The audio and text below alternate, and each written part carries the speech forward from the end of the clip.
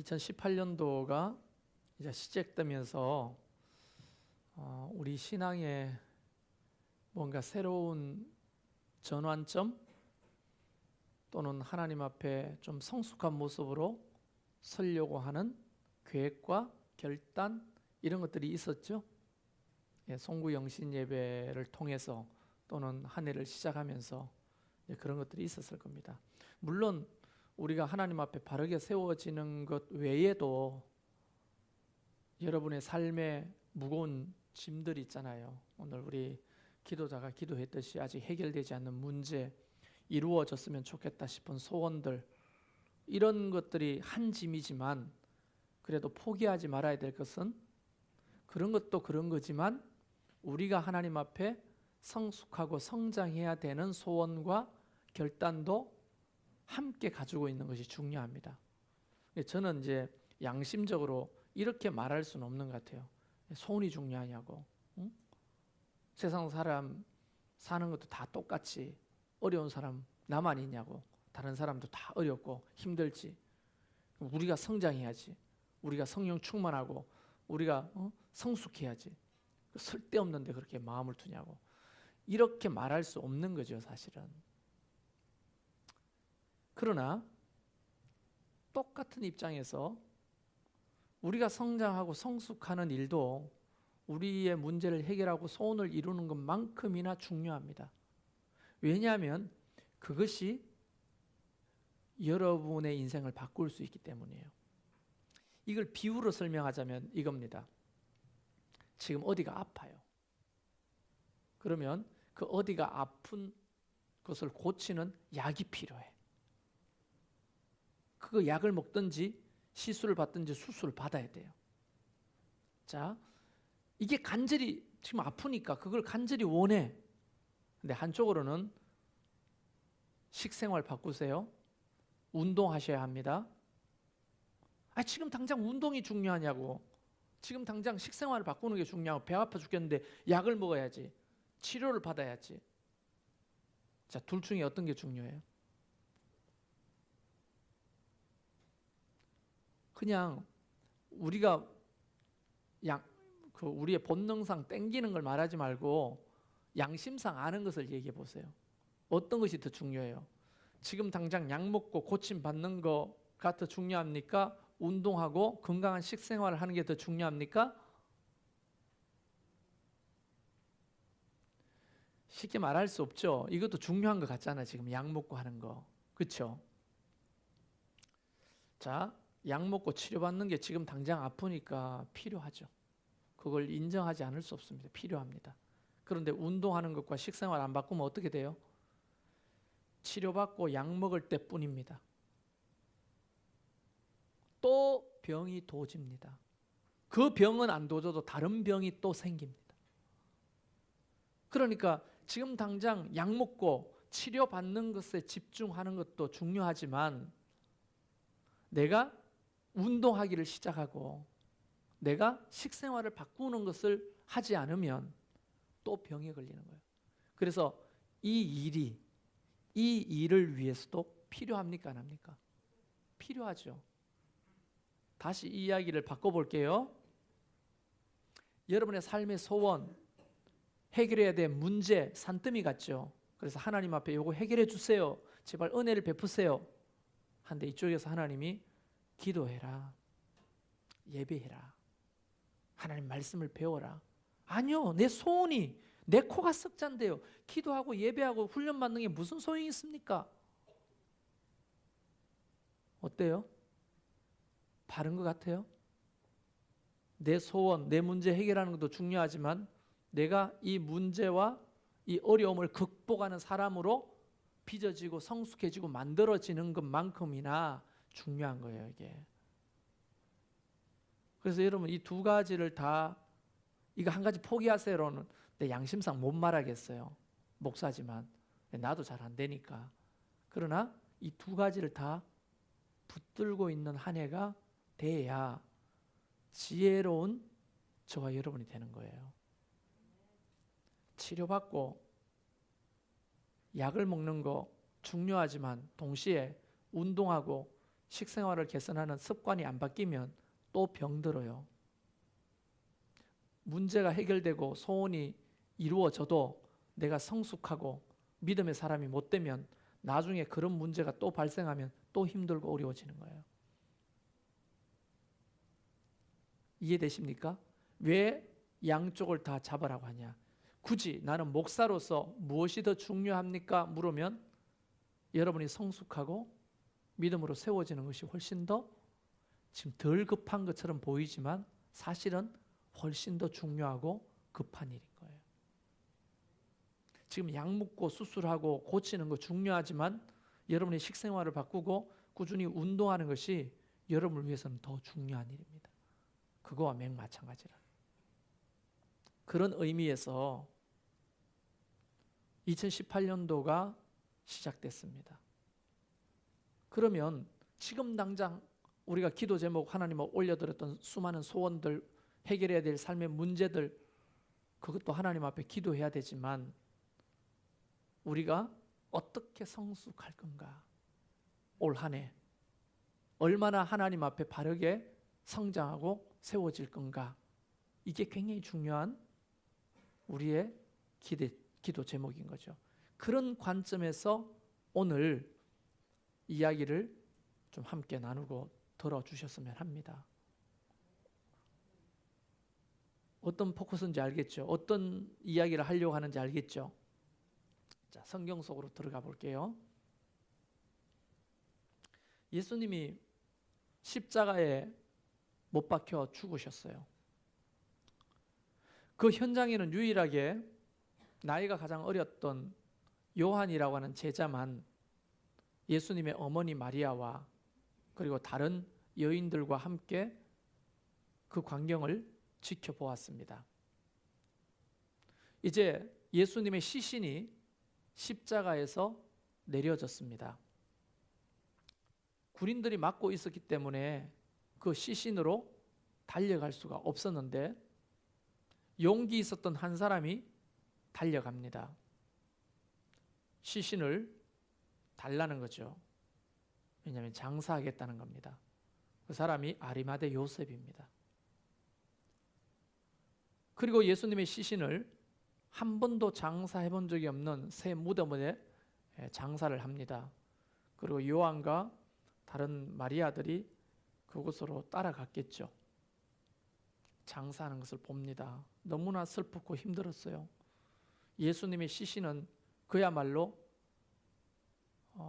걸레처럼 변해버렸습니다. 왜냐하면 십자가를 지시기 전에 이미 채찍을 너무 많이 맞으셔가지고 온몸은 피투성이가 되고 머리에는 가시 면류관이 찍혀서 피가 흥건하게 흐르고 옷은 그냥 벌거벗긴 채로 피투성이가 되고 찢어진 살을, 그 다음에 이 옆구리에는 창자국 때문에 구멍이 나 있고 손과 발에도 피가 흐르고 물이 흘러 구멍이 나 있고 이게 눈으로 볼 수가 없는 상황이죠. 그런 예수님의 시신이 장사되고 드디어 큰 돌로 그 무덤이 막힙니다. 그리고 거기는 임봉이 처해집니다. 돌문을 굴리지 못하도록 로마 군인들이 지키고 서 있어요. 왜냐하면 제자들이 시신을 훔쳐다가 다른데 안치하고 거짓 소문을 낼까 봐 두려워서입니다. 예수님이 살았다, 죽었던 사람이 살았다 이런 거짓말을 할까 봐 군인들이 시신을 훔쳐가지 못하도록 지키고 있었고 임봉을 해놓은 겁니다. 돌문을 굴리면 종이가 뜯어지는 거죠. 그러면 누가 돌문을 열었구나 하는 것을 임봉을 해놓는 거예요. 그 얘기를 듣고 예수님의 제자들은 오늘 너무너무 무섭고 두려워서 어느 한 곳에 문을 닫고 모여 있었습니다.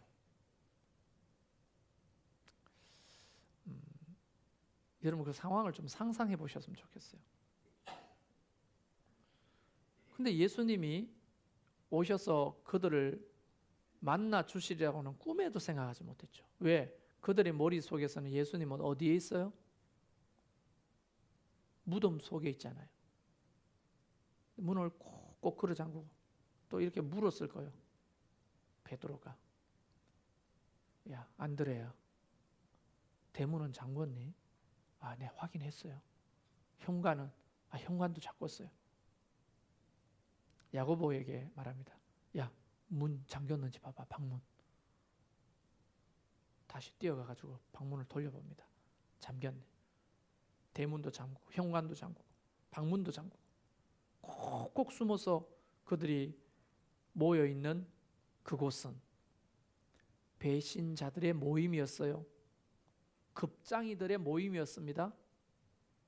너무나 유치한, 수준 낮은, 의리 없는 사람들의 모임이었어요. 그런데 그곳에 예수님이 갑자기 나타나십니다. 부활하신 날. 그리고 하는 말씀이 너에게 평강이 있을지어다.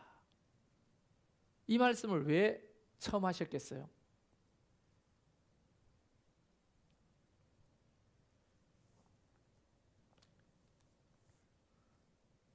평강이 없었기 때문에 처음 하시지 너무 어렵게 생각하시면 안 됩니다. 그들이 평강이 없어가 벌벌벌 떨고 하니까 너에게 평강이 좀 있으면 좋겠다.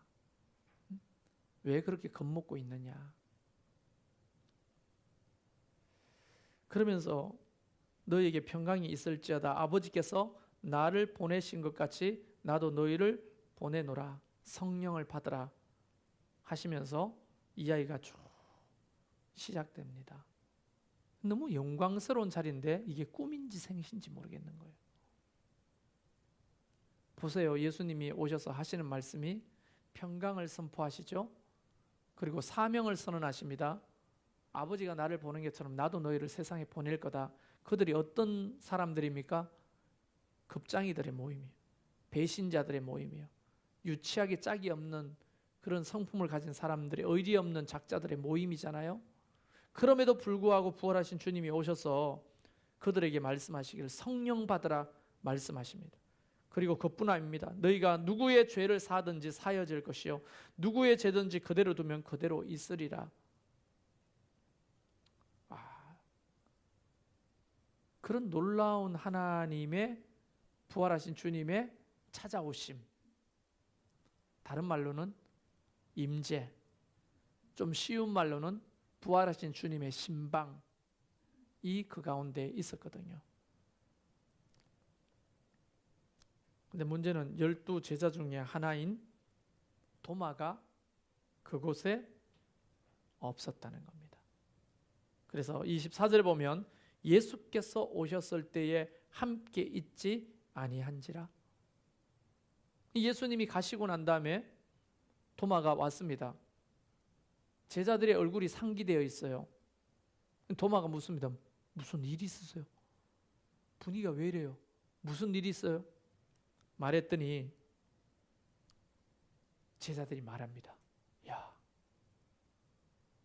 주님이 오셨어. 아이, 무슨 그런 똥땅지 같은 소리예요. 꿈꾸세요? 아니, 저녁 잘 먹고 무슨 헛소리예요. 무슨 말씀이에요?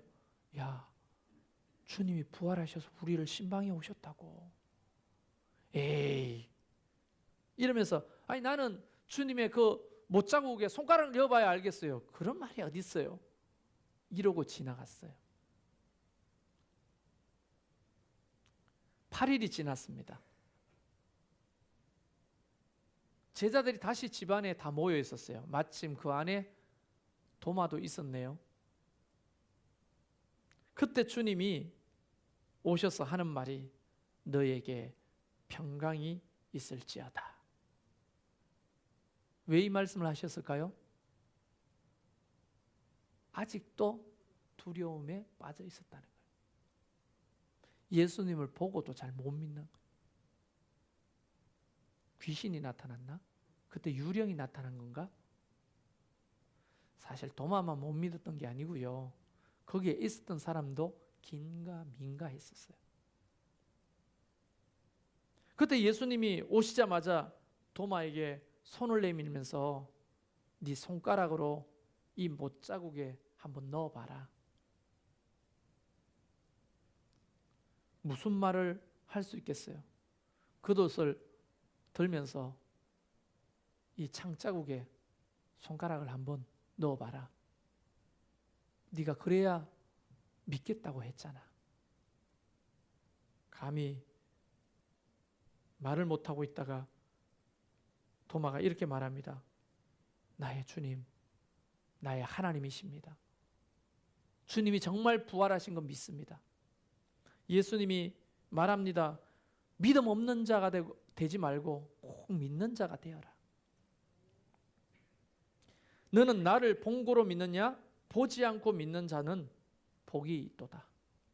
이렇게 말씀을 하셨어요.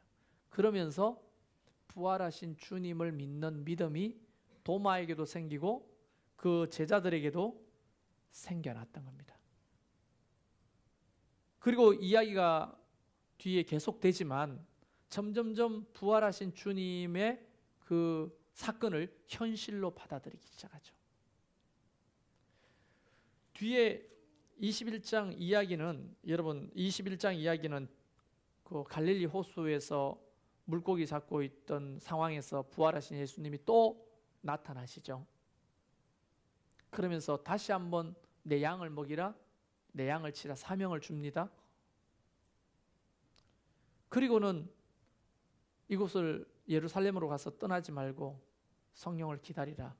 그 말씀에 순종해서 다시 갈릴리에서 마가 다락방으로 와가지고 열흘 동안 간절히 기도했을 때 성령님이 그들 가운데 임하셨고 불과 열흘 후에 그들은 이전에 벌벌벌 떨면서 문을 잠그고 모여있던 그 모압 지조울의 제자들이 아니었어요. 성령이 충만해서 다른 나라 말로 복음을 전하고 성전 미문의 안전뱅이를 일으키고 수많은 공의회 의원들 앞에서 결박된 채로 장황하게 설교를 하면서 예수님이 하나님이신 것을 선포했습니다. 자, 보세요. 제가 지금 이야기하려고 하는 굉장히 중요한 포인트가 아직 밝혀지지 않았는데 이 일련의 사건 속에서 우리는 좀 다른 관점으로 한 가지를 오늘 교훈을 받으려고 하는 거예요. 어떤 거냐면 부활하신 예수님이 신방하실 때 누구를 찾아오시느냐 하는 겁니다.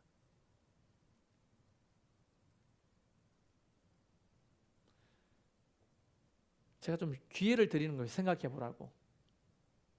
부활하신 예수님이 누구에게 찾아오셨죠? 특정한 개인이 아니었습니다. 제자들이 모여 있는 곳에 언제나 오셨어요. 이 말을 조금 쉬운 말로 말하면 여러분 교회는 사도행전 2장에 성령이 임하시고 태동되었지만 이미 예수님께서 주의 이름으로 모이는 그곳에 나도 함께 있을 것이라고 말씀하셨고 히브리서 10장에 보면 25절에 모이는 것을 패하는 자와 같이 되지 말고 언제나 모이기에 힘쓰라고 했습니다. 신앙생활은 혼자 하는 게 아니에요. 그래서 성령님은 어디를 찾아오십니까? 공동체에 찾아오시는 거예요. 자, 개인적으로도 찾아가십니다. 그렇죠? 여러분이 집에서 기도할 때 성령님이 가십니다. 여러분이 개인적으로 뭔가를 하나님 앞에 예배하고 기도하고 말씀을 묵상할 때 주의 깨달음이 있습니다. 그러나 오늘 성경에서 보면 하나님이 신방을 자주 하시는 곳이 어디냐면 공동체입니다. 제자들이 함께 모여 있을 때. 자, 도마는 빠져 있었죠? 듣고 계시는 거 맞죠? 도마는 빠져 있었습니다. 그런데 왜 예수님은 도마도 제자인데 이 제자들이 모인 곳에 오신 다음에 도마에게도 개인적으로 안 찾아갔어요? 8일 동안. 그렇죠? 그리고 8일이 지난 다음에 그 모임에 누구도 있었어요? 도마도 있었죠? 그때 다시 오셔서 그 도마의 문제, 제자의 문제를 함께 다루셨습니다. 자, 그 다음에 예수님이 또 사라지셨어요. 그 다음에 예수님께서 갈릴리 호수에 나타나시거든요. 그런데 거기에 7명의 제자들이 함께 모여 있었어요. 나머지는 뿔뿔이 흩어졌어요. 근데 뿔뿔이 흩어진 제자는 제자 아니에요? 왜 안 찾아갑니까? 7명이 모여있는 그곳에 오셨어요. 왜냐하면 7명이 고기 잡고 있었거든요.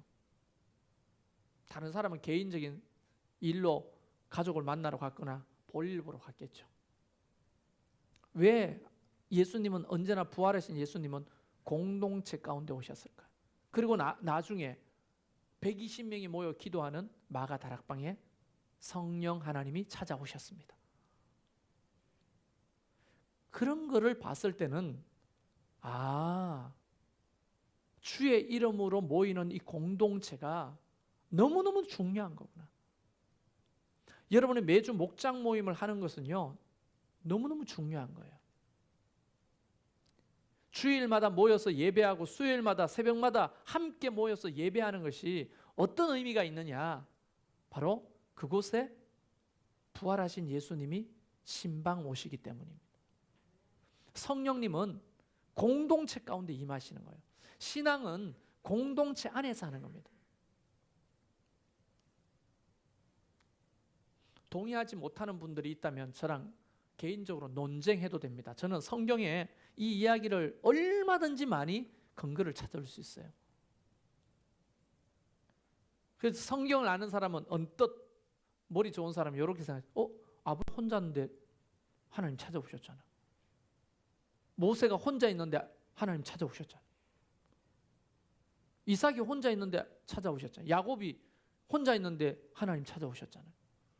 요셉이 혼자 애굽에 사는데 찾아오셨잖아요. 엘리야가 혼자 기도하는데 성령이 불러 찾아오셨잖아요. 혼자 있는데 잘 찾아오시는데 뭘 자꾸 모이라고 해요. 여러분, 신약과 구약은요, 그래서 다른 겁니다. 우리는 지금 구약의 삶을 사는 게 아니죠. 우리는 신약 시대에 사는 거예요. 신약 시대는 성경이 끝나는 것으로 끝나는 게 아니라 예수님 오시고부터 지금 계속 신약 시대가 계속 진행되고 있는 거거든요. 주님 오실 때까지, 재림 때까지. 신약 시대는 하나님이 교회라고 하는 것을 세우시고 교회를 통해 일하시기로 아예 계획하셨기 때문입니다. 그래서 공동체가 중요합니다. 제가 말씀드리는 것은 여러분이 혼자 기도할 때 하나님이 응답하시거나 찾아오시지 않는다는 얘기가 아니라 언제나 주님은 무엇을 우선하시느냐? 공동체를 우선하시는 거예요. 교회 공동체를. 오합지졸이 모였는데도 그곳에는요, 바로 주의 이름으로 모이는 교회였어요. 사명을 던지고 갈릴리로 가버렸지만 그들이 주의 이름으로 두세 사람이 모이는 공동체를 이뤘을 때 주님이 찾아오시는 거예요. 그 7명에서 벗어난 5명은 어디가 있을까요? 만약 그 5명이 다른 데 모여 있었다면 주님이 그곳에서 나타나셨을 거예요. 그런데 그 나머지 5명은 뿔뿔이 개인적으로 흩어져 볼일 보러 갔거든요. 그 갈릴리에서 부활하신 주님을 만난 사람은 7명밖에 안 돼요. 함께 있을 때 주님이 찾아오시는 거예요. 오합지졸이지만 그들이 함께 모였을 때 부활하신 주님이 오셨어요.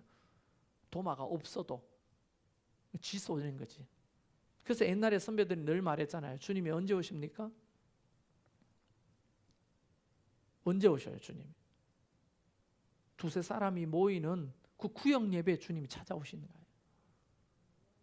비 오는 수요일 날 예배 때 찾아오신다고요. 비 오는 수요일, 진짜 가기 전에 비 오는 수요일 저녁 예배. 그때 함께 모였을 때 찾아오시는 거예요. 그런 얘기를 하는 근거들이 사실 있는 거예요.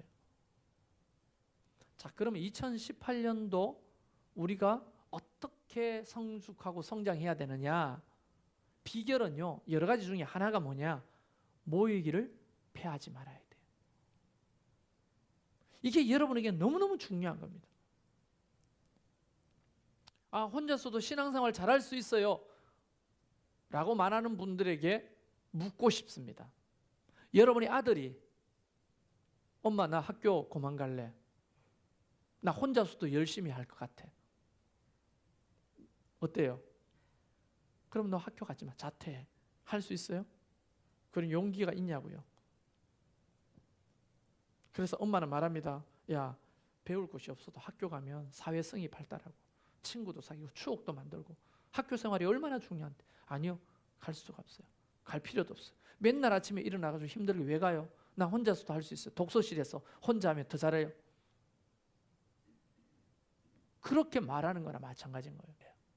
그러나 부모의 마음으로는 학교에서 꼭 공부만 배우는 것이 아니죠.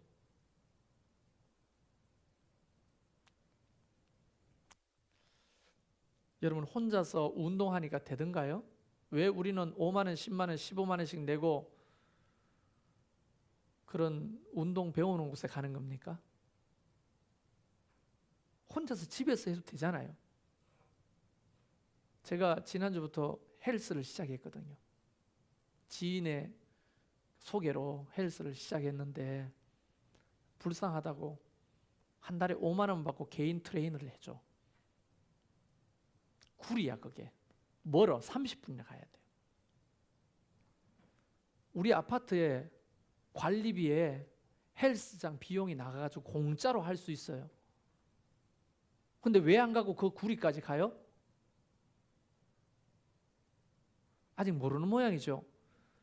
집에 우리 집 아파트 밑에 있는 헬스장에 가서 혼자서 하루 하니까 못하겠더라고. 재미없어가지고 안 되더라고요.